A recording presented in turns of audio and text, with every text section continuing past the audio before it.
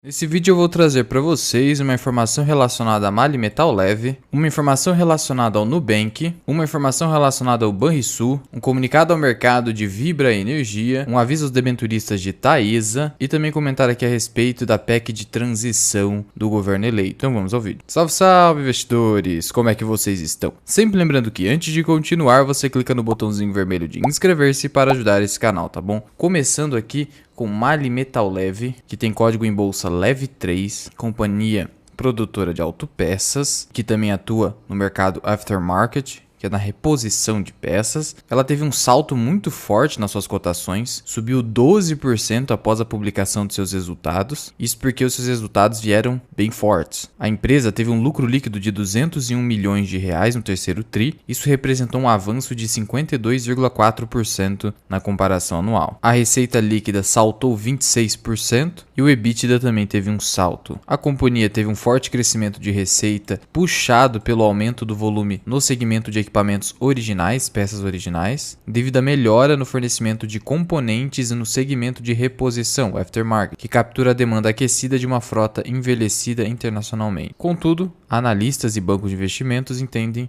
que a companhia não está barata apesar dos resultados positivos. Outro ponto apontado aqui contra a Mali Metal Leve é a transição de veículos a combustão para elétricos, que traz ali incertezas sobre a operação com rentabilidade da companhia. De fato, há esse risco, mas a companhia está investindo em pesquisa e desenvolvimento também de motores elétricos, então ela não vai ficar para trás nesse sentido. É uma das empresas que mais investem em pesquisa e tecnologia aqui no país, até por isso que nós inserimos aqui na carteira Fisher, em que a companhia agora está apresentando uma rentabilidade positiva de quase 10%. Compramos a 26,53, sendo que a companhia está negociada a uma relação preço-lucro de 6,53 e uma relação preço-valor patrimonial de 2,52, apresentando um dividend yield bem elevado por conta do ciclo de alta que a companhia tem passado nas suas operações. O seu resultado operacional está bem forte, até por isso que a relação EV/EBIT está abaixo de 6, abaixo do seu PL inclusive. Olhando para o histórico da companhia, esse PL de 6 vezes lucro não é repetido em anos anteriores a 2020. Se você pegar aqui um histórico de 10 anos, que é sempre importante pegar 10 anos, a gente verifica que o PL da companhia até em 2015 não chegava nem próximo de 6, 7 vezes lucro, mesmo puxando-se até 2012. A relação preço-valor patrimonial se mantém estável, então a companhia está na sua média, dividend yield bem mais elevado, as margens da companhia estão bem mais elevadas do que anteriormente, e essa empresa consegue repassar os custos da inflação, a chamada inflação de custos, então ela tem um pricing power bem interessante, por isso que é uma companhia muito boa, com um ROI bem elevado e um endividamento muito baixo. Uma excelente empresa no geral. Só que não é uma grande pechincha, obviamente. Só que no atual preço, ela não está cara, ao contrário do que se tem dito. Muito embora há sim o risco relacionado à troca de motores a combustão por motores elétricos. Mas como eu disse, a companhia não vai ficar para trás nesse sentido. Prosseguindo aqui em relação ao Nubank, finalmente ele reverteu o prejuízo em um trimestre. É o primeiro lucro efetivamente apresentado pelo Nubank após seu IPO. Um lucro líquido ajustado de 63 milhões de dólares e um lucro líquido contábil de 7,8 milhões de dólares. Ou seja, a companhia conseguiu finalmente apresentar um lucro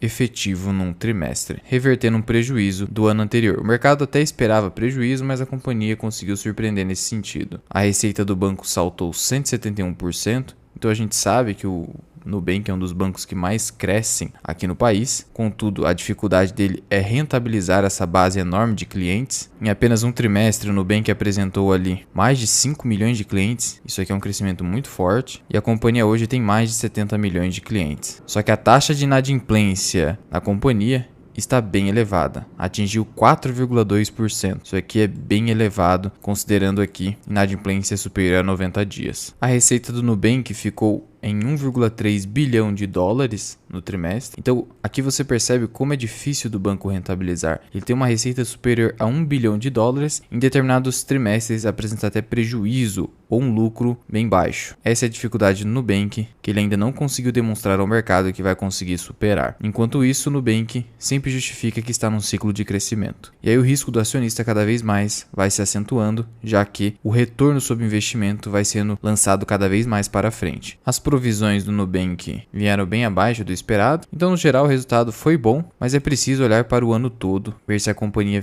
realmente vai apresentar um lucro que seja sólido e que demonstre certa perenidade para o Nubank nos próximos anos. Só esse resultado aí positivo fez com que as ações subissem 16% em Nova York. Prosseguindo aqui, em relação ao Banrisul, ele teve um lucro líquido ajustado de 137 milhões de reais, muito baixo esse lucro para o Banrisul, uma queda anual de 19,6%, uma queda quase tão forte quanto a do Bradesco. O Banrisul também é um banco que já nesse ano vem apresentando redução da sua margem financeira, que é a diferença entre o custo de captação, o quanto você paga para captar dinheiro no mercado e o quanto você ganha ao emprestar esse dinheiro para terceiros. É o spread bancário. E o Banrisul não tem conseguido rentabilizar muito. A companhia destacou ali para esses resultados mais baixos. Crescimento das despesas administrativas, isso é ruim, só denota que o banco não está tendo eficiência no controle de custos, redução de novo da margem financeira. Por outro lado, teve aumento das receitas de prestação de serviços e tarifas. No geral, contudo, o resultado foi insatisfatório. Veja só, por mais que a Selic alta aparentemente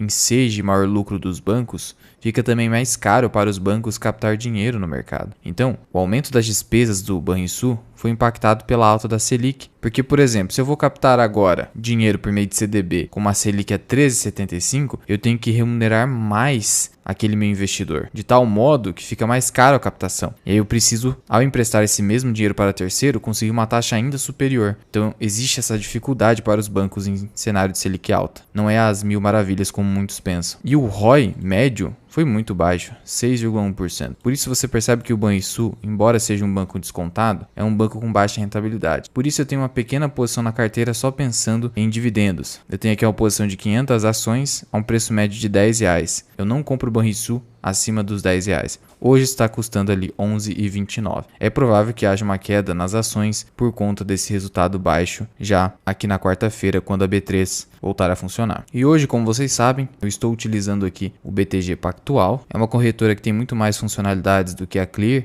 que antes eu utilizava. Então, se você precisar de um atendimento mais personalizado, o BTG pode ser uma solução. Ele tem várias outras ferramentas também, você pode usar como o seu próprio banco, e ao realizar transferências, elas caem na mesma hora. Não é como na Clear, que pode levar 15 a 30 minutos, porque é TED. Sem falar que aqui você tem assessoria, né? E se você for membro do canal, você consegue corretagem zero no BTG. Daí você não vai aumentar seus custos caso você migre para o BTG. Mas a corretagem zero é só para quem não tem conta no BTG e vai abrir uma conta do zero. Isso é uma regra do BTG. Se você tiver interesse em utilizar o BTG com corretagem zero, sendo membro do canal, eu vou deixar o link aqui na descrição. Continuando aqui, em relação à Vibra Energia, ela trouxe um comunicado ao mercado, trazendo aqui que os fundos Dynamo aumentaram posição na Vibra e agora passaram a deter 15,12%. E o fundo Dynamo vem comprando Vibra já há algum tempo. A última aquisição, que foi comunicada ao mercado em julho, trouxe aqui que eles tinham montado uma posição de 14,97%. Então o fundo entende que Vibra está bem descontada, sendo que a companhia tem sofrido bastante nas suas cotações. Nos últimos 12 meses caiu 23% e o seu PL saltou porque houve queda nos seus resultados, principalmente motivada pela inflação, que aumentou muito seus custos e reduziu sua rentabilidade. No entanto, o fundo Dynamo ainda vê muito valor em Vibra Energia, assim como o Barsi, sendo que na sua biografia o Barsi cita que a sua participação total em Vibra e Cosan totaliza 120 milhões de reais e ele espera que essas duas empresas sejam as responsáveis pelo próximo bilhão do Barsi. Esperamos que sim. Eu tenho Cosan na carteira, não tenho Vibra ainda. Fico de olho, já que a companhia está apresentando muita dificuldade de rentabilizar nesse cenário de inflação. Isso é um ponto negativo. Por isso, por enquanto fica no meu radar. Fico só com Cosan. Prosseguindo aqui, em relação à Taesa, ela publicou um aviso aos debenturistas informando o pagamento de juros da 10ª e 2ª séries da 6ª emissão de debêntures. São debêntures simples da espécie quirografária, emitidas em maio de 2019. A Taesa, ela emite debêntures, assim como a Transmissão Paulista, para realizar novos investimentos, para ganhar concessões, por exemplo, ou até mesmo para reforços e melhorias. E por que a companhia faz isso? Porque ela tem um rating alto, e um rating alto proporciona que ela possa remunerar com juros baixos no mercado na emissão de debêntures. E ela consegue mais dinheiro com os seus investimentos, um retorno maior do que ela paga de juros. Então essa diferença positiva acaba fazendo todo sentido Taesa pegar dinheiro no mercado. Por isso que, vez ou outra, você vê aí Taesa e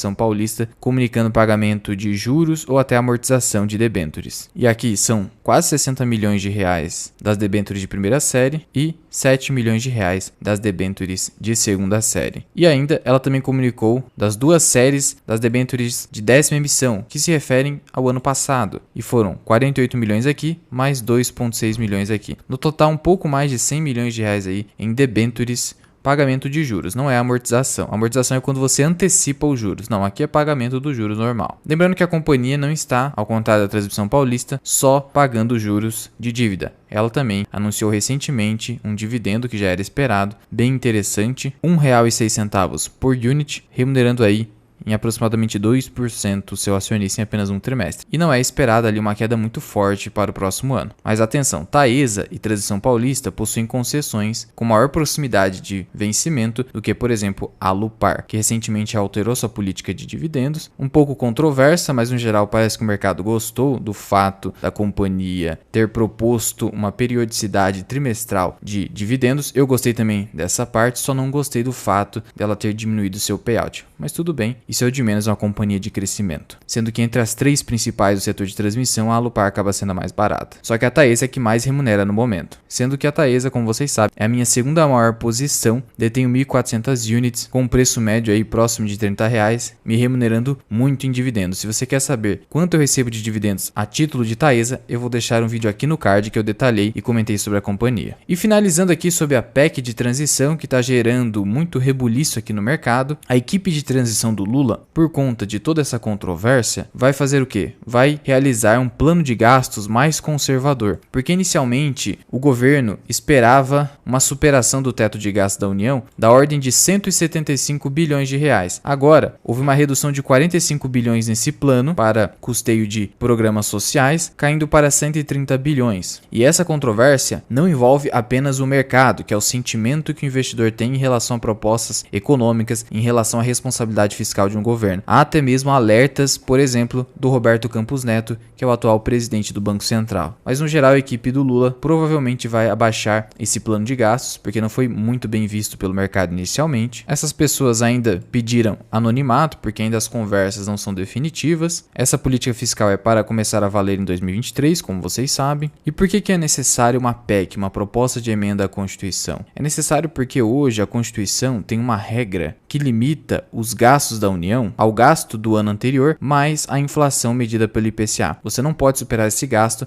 exceto em algumas raras exceções, como por exemplo gastos com eleição, créditos extraordinários e também repasses obrigatórios. Só que, para cumprir com as promessas de campanha do Lula, que prevê a expansão de programas sociais, é necessária a superação desse teto, ou ao menos a inserção de programas sociais como uma exceção a esse teto de gasto. E em relação aqui ao Auxílio Brasil, que deve se tornar o Bolsa Família, já há ali apoio a princípio do Ciro Nogueira, de tal modo que, ao menos, a parte do Bolsa Família é bem provável que seja levada à apreciação do Congresso Nacional e eles consigam a negociação. De qualquer forma, haverá uma superação do teto de gastos, pelo menos da ordem de 130 bilhões, ou talvez menos, no mínimo 100 bilhões de reais você pode esperar. Eu não sei a sua opinião sobre isso, já vai deixando aqui nos comentários. E se você quiser aprender mais sobre investimentos, principalmente sobre indicadores da análise fundamentalista, considere se tornar membro do canal associado Mirai, você pode cancelar a qualquer momento. Já publicamos aqui a terceira aula sobre o indicador Earning Yield e EV/EBITDA. Já publicamos também sobre o PL, o PEG Ratio do Peter Lynch. E você também tem acesso a lives exclusivas todas as sextas-feiras em que você pode tirar suas dúvidas ao vivo. Mas já vai deixando aqui nos comentários, você possui alguma das empresas que eu trouxe nesse vídeo? Você investe em Nubank? Conta aqui pra mim da Mirai. Muito obrigado por ter ficado comigo até aqui. Eu sou o Luan, esse que é o canal Mirai Investing. Até o próximo vídeo. Fui!